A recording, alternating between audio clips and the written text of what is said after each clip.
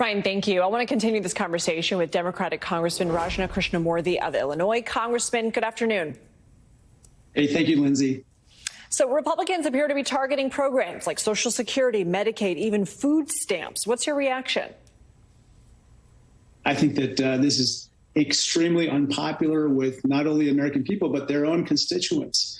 I think that these are vital payments that people rely on every day. And, just recently a poll was conducted in which 50% of Republicans, Lindsay, do not want to see cuts to Social Security or Medicare in exchange for raising the debt limit. That's how unpopular these moves would be. The former president posted on Truth Social just yesterday. Let's listen.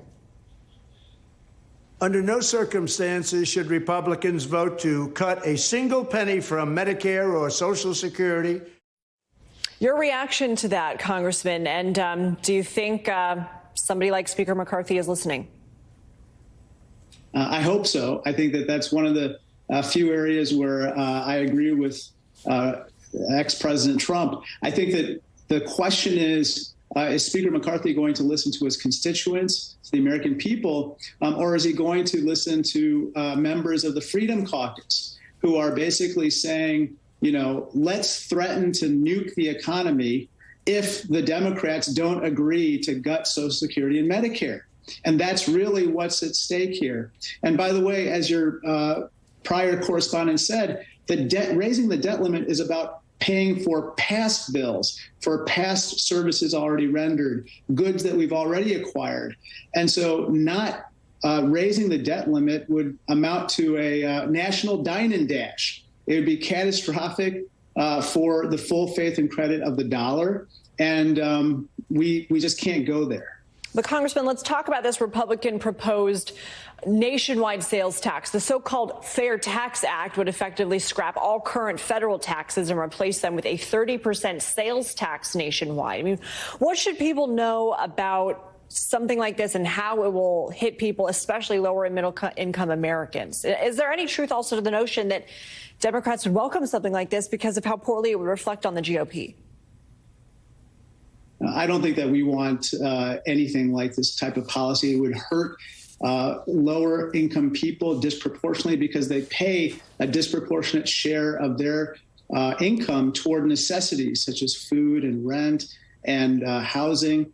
I think that this particular bill, which abolishes the income tax, the payroll tax, which funds Social Security and Medicare, it abolishes the estate tax and the IRS.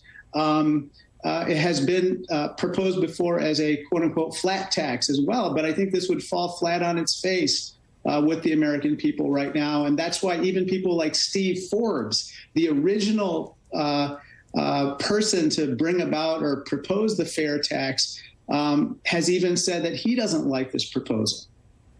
Congressman, there's been a lot of talk about big tech and with it the potential security risks, particularly with foreign governments. You wrote a letter to Elon Musk expressing concern about the Chinese government's potential interference on the site. Tell us about your concerns regarding Twitter, especially under Musk's leadership and maybe other social media sites like TikTok.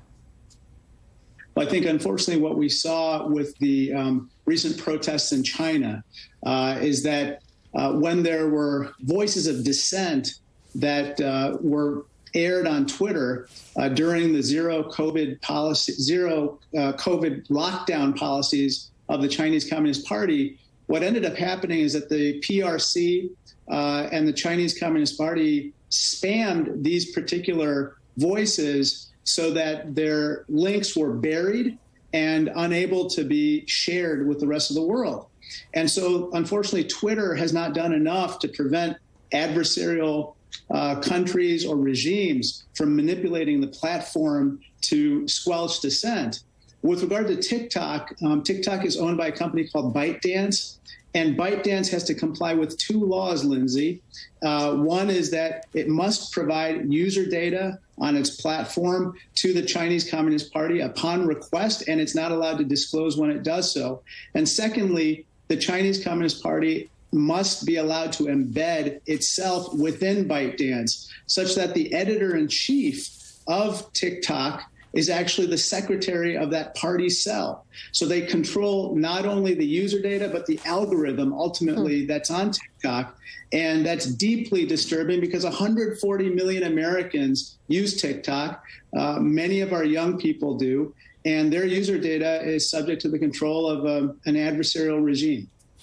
Representative Raja Krishnamoorthi, thanks for joining us.